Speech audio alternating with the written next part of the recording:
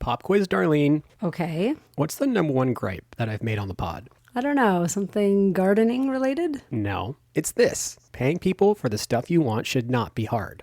Right. Yes. You've mentioned. Lawyers deal with complex issues every day. Accepting payments from clients should not be one of them. True, and that's why we use Helsum. They are a Canadian payment processing company with a great reputation for service and transparency. And with Helsum, accepting all kinds of credit and debit card payments is easier, faster, and more affordable. Yeah, Helsum was designed for business owners. Through their cloud-based platform, they equip folks with tools like online invoicing, email and text message payment requests, and virtual terminal. And they do it with an interchange plus pricing model. So we here at the Lawyer Life Podcast are really impressed with Helsum, and we recommend that you give them a look if you want to make payments easy for your clients. Just visit helsum.com/lawyerlife to get your first $6,000 worth of processing free. That's HELCIM.com/lawyerlife to get started with better payments today.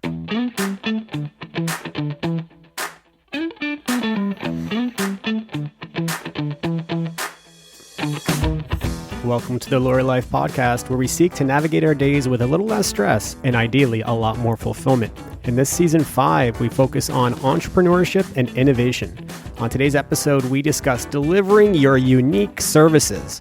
We're asking ourselves, when making something new, how do you stand above the crowd? I'm Mike Anderson. And I'm Darlene Tonelli. Hello, Darlene. Hello. How are you? I am good, fine, average. Average? You're not average even on the worst of days. Oh, thank you. So kind. Why average? I mean, average for me, an average feeling. I feel like I'm in the middle. I'm doing fine, you know? Well, we've been talking about the crest and the trough in this pandemic time, so I guess average is in the middle of the wave. What's the name for that? You're the wave expert. Don't know. Okay. I do not know. As you know, I didn't do well in high school physics, which came up on a recent call. I was amazed by how many of our inter alia lawyer team actually took grade 11 physics, because it's optional here, and I certainly did not take it.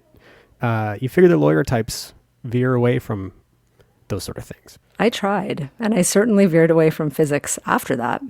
It was not a success, put it that way. But anyway, nice to chat with you. Excited to do today's episode. Mm-hmm. We have the wonderful Kimberly Bennett joining us today, which I'm excited about. Before we get to her, though, I haven't found out how you are. We've been talking so much about my normal-ish feeling. Your normal-ish feeling. I'm fine, also. Okay. Fine.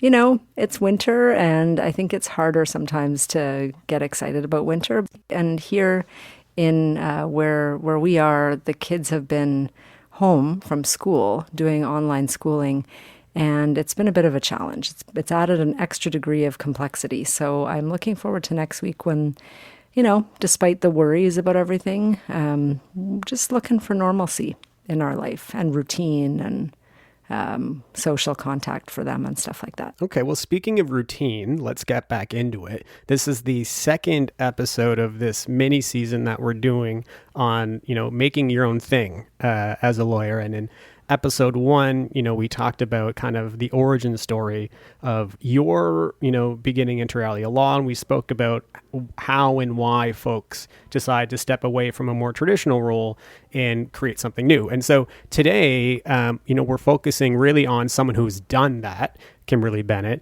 and we're going to try to dig into how she made the decisions she made to create a service that is uniquely hers and unique in the legal industry. So without further ado, here is Kimberly Bennett.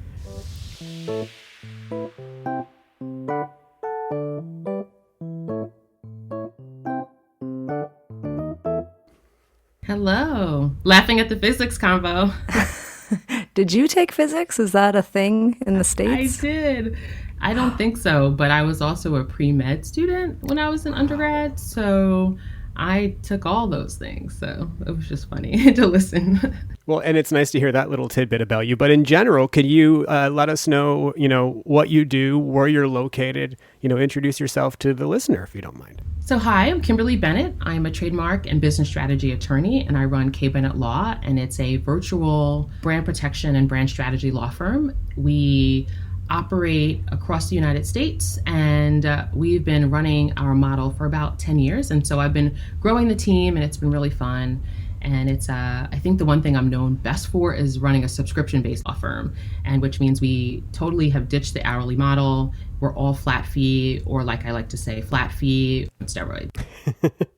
That's great. And we're excited to dig into, especially the flat fee on steroids part.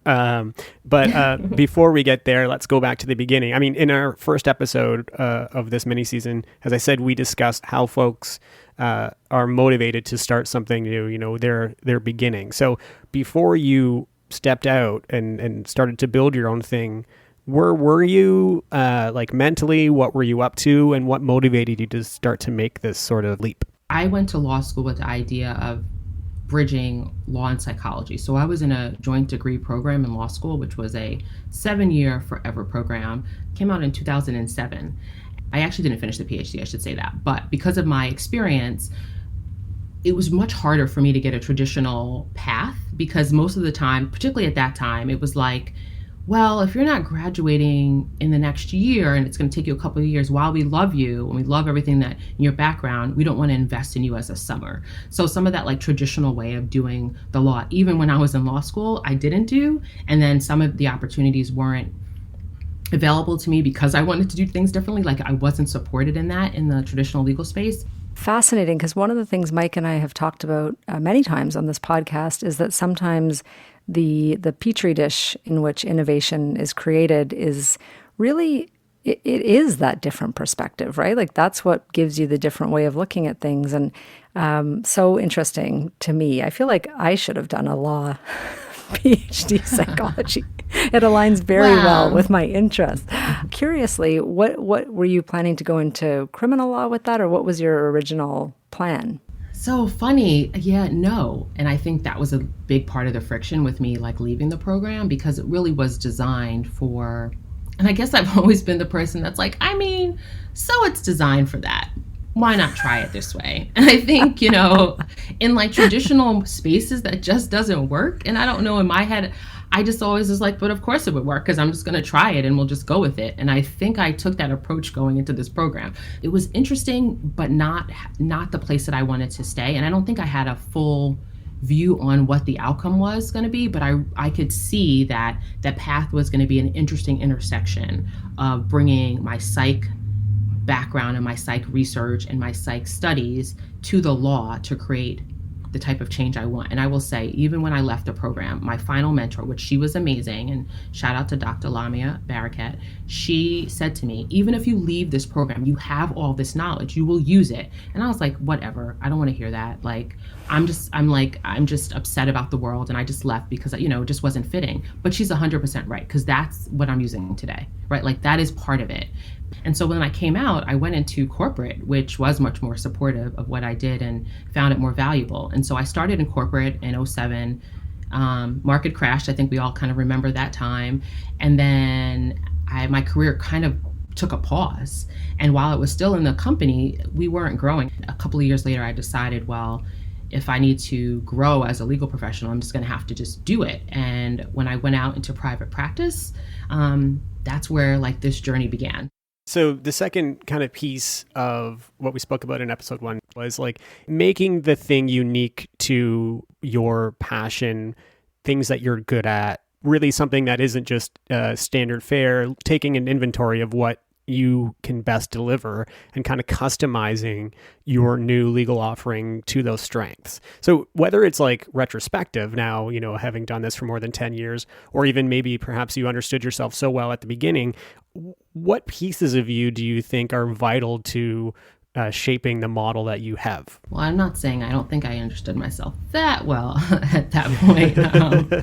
I mean, I think some of it was like test and tweak. I mean, I had a great therapist, so she was amazing. So she probably helped me see some things too. But at the time, and you know, with hindsight, right, I would say the mix of my experiences have allowed me to develop this model.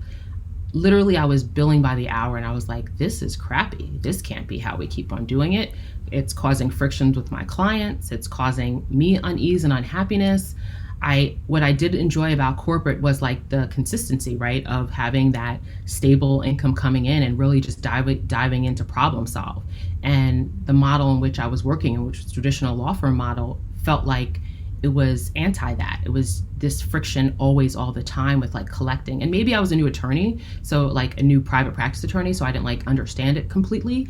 But I would say my background in just experience as being a Black woman, right, growing up in the United States, that my experience as being a lawyer, even as a newer lawyer, working in corporate, having my psych training and my psych background, and then always being like curious and creative about like things that I was interested in, led me to say, I need to try something else. I've always been the kid growing up that said, well, I'm in the no position now, so I might as well ask and see if I get to yes. And if I don't get to yes, okay, I'll figure some other way. And I think that's the perspective I took. And I just decided, I like pitched it and decided, and that's where I went. So I would say it's just a combination of my upbringing, my experiences with education, my experience, just the way I think, that led me to develop this model. But I bet that it does sound right to me that knowledge is there, that approach is there, that rigor from a different discipline is there.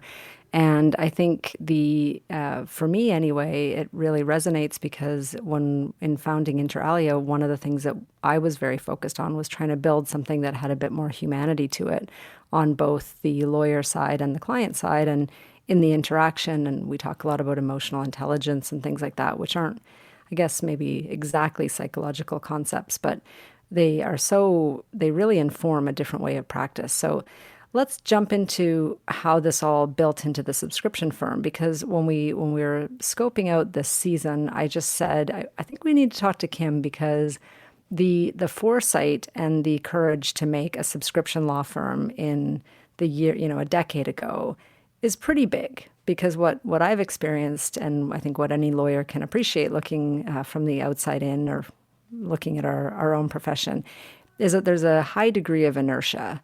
And when you try something new, first people mostly want to jump in and be like, here are the 80 reasons why that's not going to work. Did you get any of that when you started to say what you were going to do? I mean, yes, even to today, but I also would say I tried to stay underneath the radar for a while. Like, I realized that when I would talk about it, there was so much inertia. I mean, at that time, having a virtual practice was a big deal. And I was like, how is that a big deal? Rules still required you not to have virtual practices. And I was like, that makes no sense. So like moving into this model, I thought, this is going to be so much friction, and let me just do it and show that it works. And I just did it and kept on iterating on it. But for sure, I mean, to this day, I have people that tell me it doesn't work. And I'm like, well, that's okay.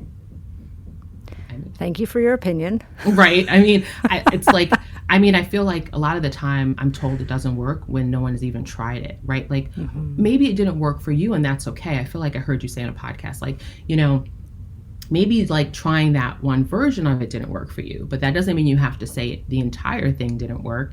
It's like, well, iterate and continue to test it if that's the thing that you want to do. And that's what I've done over 10 years. It's been iterations, right? What worked, what didn't work, and then continue to build upon that.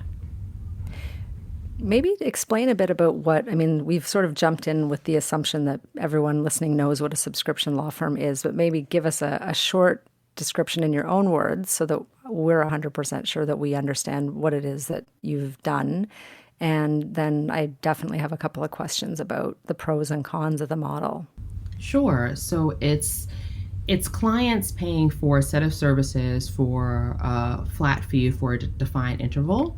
And it's like over and over again, it's really capitalizing on the premises and the principle that your best client is a repeat client, right? And that you want to develop more of a relationship-driven model than simple transactional model or other models that are out there, right? And I mean, that's really what it is. So if you do flat fees right now, you are on the path to designing a subscription law firm. It's really just saying to yourself, what set of services for a set time frame, for a set client can I deliver, on and on and on, over and over again. And not the exact same thing, but a selection over a course of time. And what is the client feedback? Like, what do the ones who love the model, what kind of things do they say to you? It's definitely for the proactive client. But I will still say we have clients who aspire to be proactive that still are maybe a little more reactive, but they aspire to it. So what they like is that a big piece of this is that we become strategic partners to our clients, right? We are, without being a full-time team member, we are like a team member, right? We understand their business, we understand their needs, we have a deeper insight, and that tracks back to my in-house experience, right? Where it's just the level of knowledge goes deeper the longer you work with a client. And so we capitalize on that by being integrated into interesting ways. And so those that love it, love that we're strategic, love that we understand their business, love that they can have access to us when they need it, understand that there's still boundaries and parameters that still have to exist for us to be sustainable. And I'm really upfront with my clients. I really try to pride myself on communication. We're not perfect. We hiccup here and there, but they really like having the ability to know that there is a legal team that's there to support their business's growth and their brand's growth. I'm super fascinated with kind of the background work of how you get to, the fee for the subscription. And all, anytime that you innovate, especially in such a definite, clear, simple way, there's risk that comes along with that. So for example, like how much time or how much confidence did you have in like the first number that you put forward for the first subscription package? And was that, were your nerves shot? Did you, what was the feeling when you just kind of decided to go with it at first? Wow. Good question. So here, basically what happened was I was talking to client that I worked with already, and I was like, wouldn't it be nice if we just worked like this? And I was like, wouldn't it be nice if we just, you knew what it was, you just paid them. I just showed up and did some work, right? No big deal. And then I gave a price and they said yes. And they said yes so fast, I'm a negotiator. I was like, crap, that was too fast. Like I could have asked for more, right? So my initial thought was, and so that first subscription was $500 a month. Right. And I was like, okay, what if for $500 a month, I just showed up and did these little things. And they said yes so fast, and that was it. And I will say, was I scared at the time? I was less scared because I was tired of the other model. When they said yes, I was like, darn, I could have asked for more. But ultimately, I thought, okay, I'm going to get paid consistently now. And now I could just, see how it works out. And at the time, I still wasn't with the hourly mindset. So I was working what that could feel like in terms of hours. But today, if I did a $500 subscription, I'd be fine because I know I built it for sustainability. Right. That's great to hear. I think for anybody stepping out and trying something new, the first time it launches is a really difficult, time, and it can feel like that's all there is, and that it's, there isn't that opportunity, as you said, to iterate, to improve, to change, when in fact, it's just the first offering, it's just the first relationship, it's just the first whatever. You can see how it goes and continue to improve. 100%. I think that's the thing. It's like the subscription I have today is not the subscription I had a decade ago, not even close, right? But does it have elements? Did I learn from it? Absolutely. And the thing I say to everyone when they're thinking about this is the thing that keeps you between recurring revenue and not having it is launching. That's the thing. It's not, I can give you a framework and I can tell you how to do it. I teach attorneys to do that and other service-based professionals, but so what? You don't necessarily have to come to do it in my framework. It's one way. Literally launch, and try it and test it and tweak it and keep going and know that recurring revenue is a business that exists outside of the law that is quite successful. If you can go through all of your subscriptions right now, which you pay for, and know that it's working, so why wouldn't we try to avail ourselves to a better way of showing up for ourselves and our clients? I was going to let Mike respond to that because I know he's over there doing fist pumps in the air. Yes. That's what I was This meaning. is I was not just on yelling video. too loud. It just would have been inaudible. It said, "Where did Mike get a full studio audience back there?" Yes, and all of those things that you're saying, I fully agree. The just start thing, and at Inter Alia, what we do is effectively almost like a subscription model in that we act as very much in-house counsel on certain matters for most of our clients. And for those clients, they keep coming back because we're deeply embedded in the business. So for us, like, yes, it's hard to pinpoint what a flat monthly model might be because that's the challenge. It always is. But there are sub-levels of service that we could certainly easily move to a subscription model. So we're always thinking about that kind of thing. And I think one of the things you said is really what makes it work. So you said to a client, wouldn't it be great if we could just work together like this, and here's the price, and they jumped at it. That's not a bad thing to have happen on one level. I mean, certainly there are lawyers listening to this who are like, oh, don't leave money on the table and all the things that we say. But I really feel like developing a relationship of trust on pricing is so important to our model. And I think our profession doesn't have that. So if you can get your client, and I've had this experience myself, sort of comparable to what you described, where we get into something and we start really over-delivering value, it will be obvious, right? There's a point where you say to the client, look, I think we're pretty underpriced for what value you're getting. Do you agree? And they say yes. Like, that's what they say. And I think I'd rather start low than alienate a client because they're not feeling the value. So, and I think when the number's too high, they don't loop you in as a strategic advisor. You just get the fires. And then you can't give the best advice. You can't avoid the fire. You have to be reactive, etc. So I think it's the sort of thing we all get worried about it. The lawyers, I think our nature, our education teaches us to watch for the risk, but, watch for the opportunity. I think that's what you were doing there, right?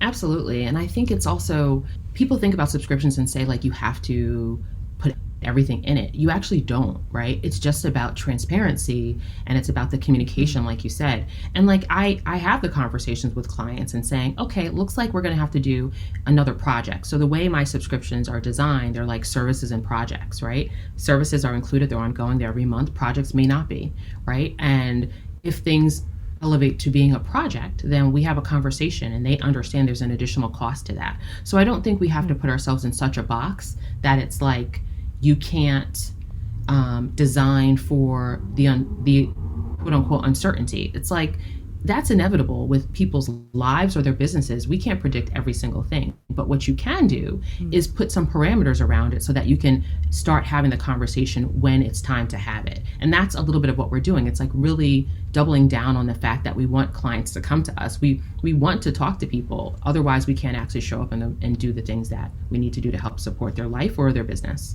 We've been talking about the difficulties of putting something together and the risks associated with it, what have you.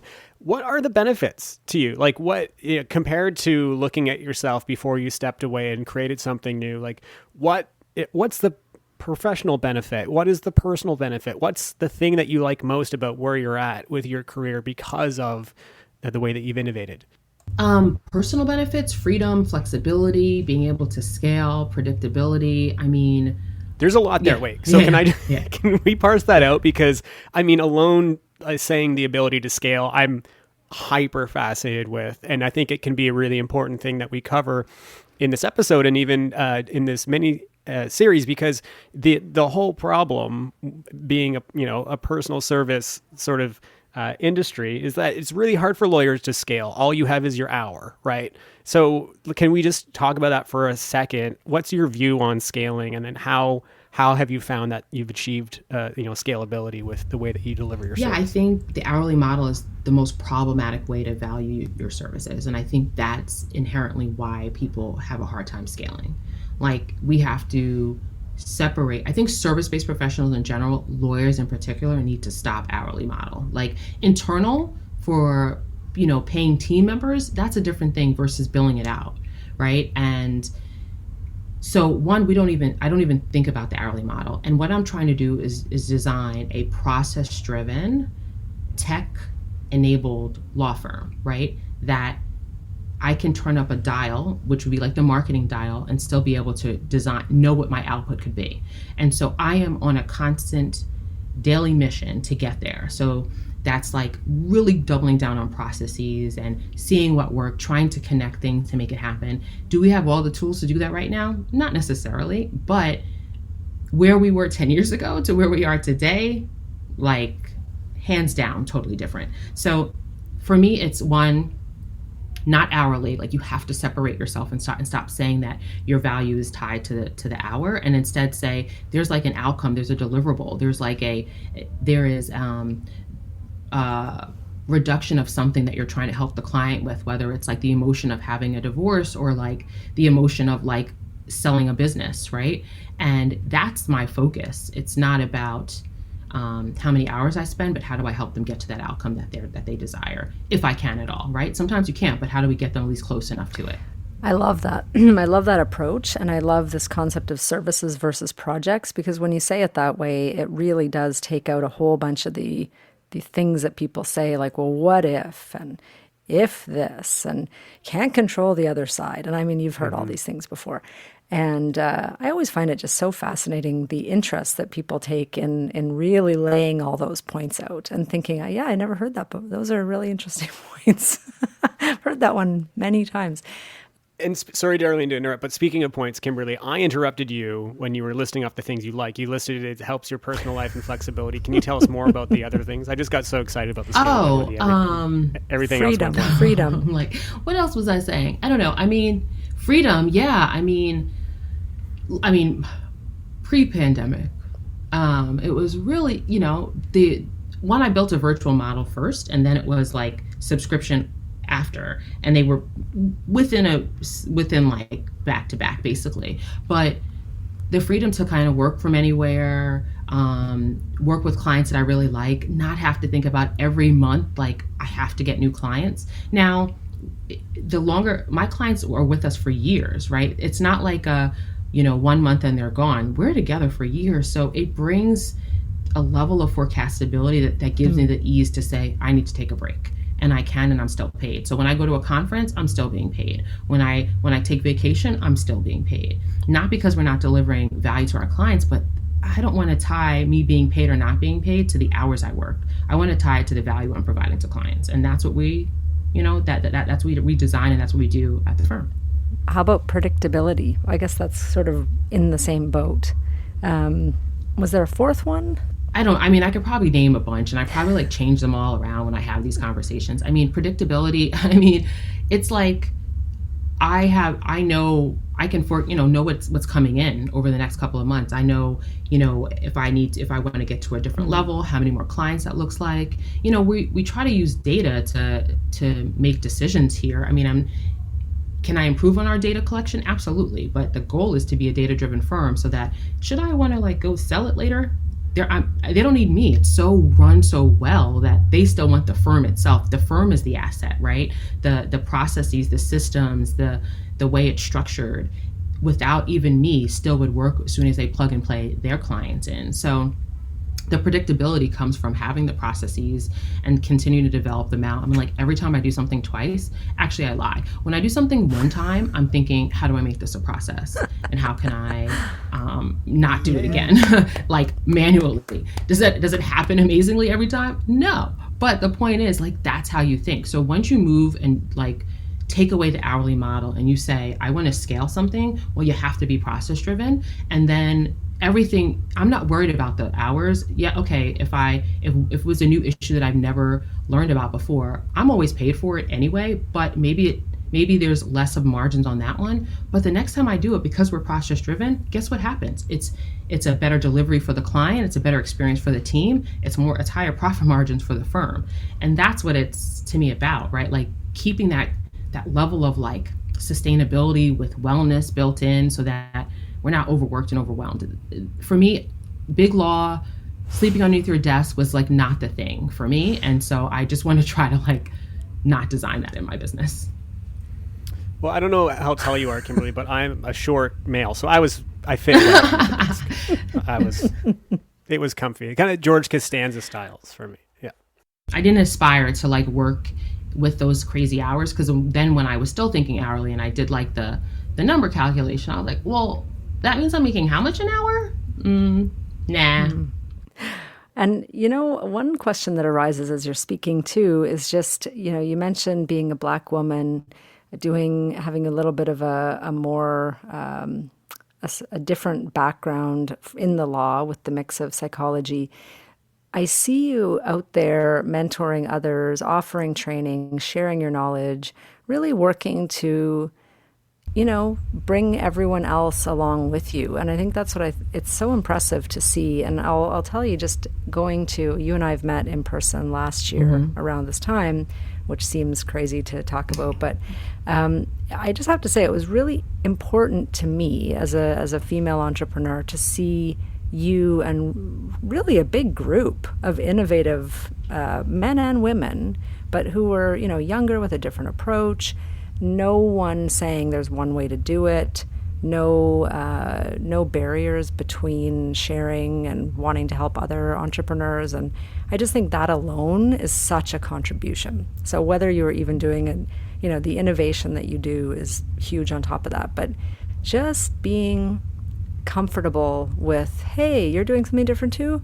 That's great. Let's talk to each other, Great. I love that. Yeah. I think our profession needs so much more of that.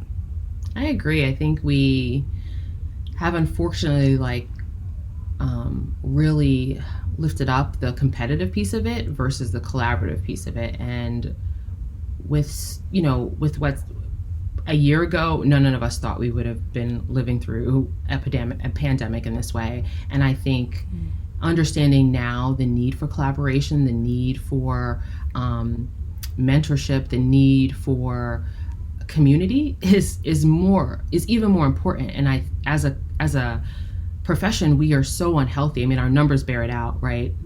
They're just not good.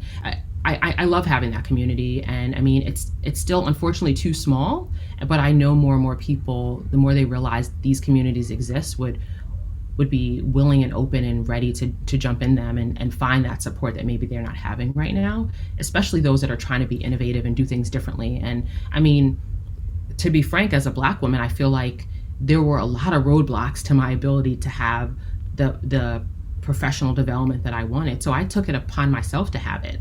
And that was really important to me. And so I always tell people, listen, I mean, I will always say I hate billable hour. I just think that's ridiculous. But that being said, my model is one way. It's not going to be the way forever, but find one that works for you, and then try it and try it and keep tweaking it, but do things that also are aligned with how you want to show up. Because if nothing else, if we haven't learned anything else, we should design our lives to live, not to work.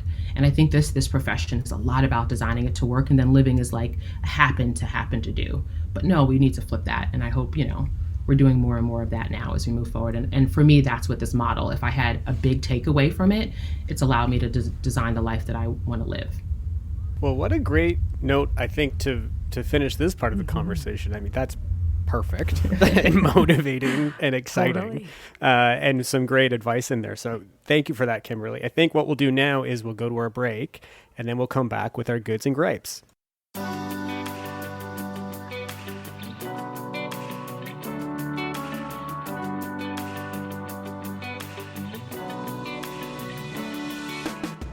The Lawyer Life podcast is brought to you by Inter Alia Law. Inter Alia lawyers have big firm training, in-house experience, and a wide range of expertise in technology, media, and entertainment. Our advice is business-focused, speedy, and practical. To learn more, visit interalialaw.com. That's interaliaa-law.com. And we are back with our goods and gripes. Goods are things we want to promote and support, and gripes are things that annoy us. I'll start with my good, just because it's basically a good related directly to Kimberly and her area of practice, or one of her areas of practice. I just have to say, I just love trademarks so much. I love trademark law. I don't practice it myself. I've been involved with some trademark stuff from time to time. I find it so exciting. And in Canada, we rarely get a really juicy trademark case. And we have one. We do. We have one right now. And it's about beer, which is also fascinating, and rock music. And so I don't know why I just am so compelled and interested in any trademark issue, but this is a fun one to take a look at. And I just like when they come up, because it's so rare here in the Great White North. So that's a good on my side. That is a really interesting one, actually, that case. Music and beer case. How Canadian. Oh, it's actually shameful. I mean, at least it doesn't involve hockey. That's like... If there's any hockey interveners, that is just the ultimate. My good is similarly, we have a virtual, just kind of keeping up our chat, keeping up our contact amongst our virtual team at Inter Alia. We have been kind of sharing information on case law and talking about our CPDs, and usually that's not the most exciting stuff. So this week, our Supreme Court there was a big decision about good faith. And here in Canada, there is a duty of good faith in exercising discretion in contracts now that is like very, and who knows how big a big shift this is. But for me, this is the kind of case law that I like to see. I found an Apologies Act once looking for statutes in our law. So we have some very, very Canadian laws, and it's fun to talk about them when we're on the line with someone from the States. So that's a good. How about you, Kim? Do you have a good? Yeah, mine's going to be like a little less legal, but my good is beginning of the year. A book that I revisit because it was really transformational in how I just approach intention. And so it's a book called Being is the New Doing, and it's the thing that I revisit and then I actually give to people I coach. And it's just a great read about how to think about intention and think about the energy we're building to the impact that we want to create, because impact is so important to me. So I need to read that book.